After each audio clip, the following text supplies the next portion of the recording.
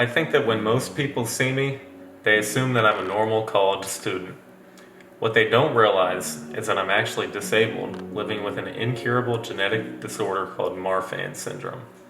I'm living with an invisible disability. I was diagnosed in high school. Up until that time, I was an athlete playing on the varsity basketball team. My biggest concern was being able to dunk the basketball. I had a doctor, however, who began to piece together that my height, concave chest, chronic pain, and other symptoms may be sign of something serious. I underwent extensive testing and then came to the diagnosis that forever changed my life. I had to give up basketball and all contact sports. I underwent surgery to repair my sunken chest, and my aortic root was enlarged, leaving me with the chance of possibly needing surgery. I was placed on a medication regimen to try and keep me healthy and my aortic root from expanding further. My life had forever changed. While the first few months were not easy, I eventually decided that my disability would not write my life story. The main member of my care team connected me with a nonprofit where I could learn but also serve.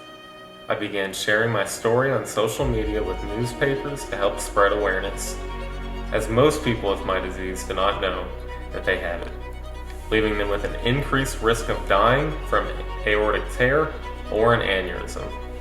I won a Local Leader of the Year award for my volunteerism and my leadership. I was asked to serve on a panel of teens, taking questions and sharing my story worldwide to help with other youth impacted by Marfan syndrome. I visited classrooms at the University of Kentucky to share my story with medical students as well.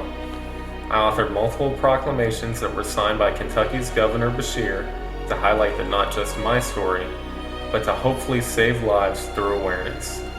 I advocate for additional funding for rare disease research, and I help raise money through numerous fundraisers.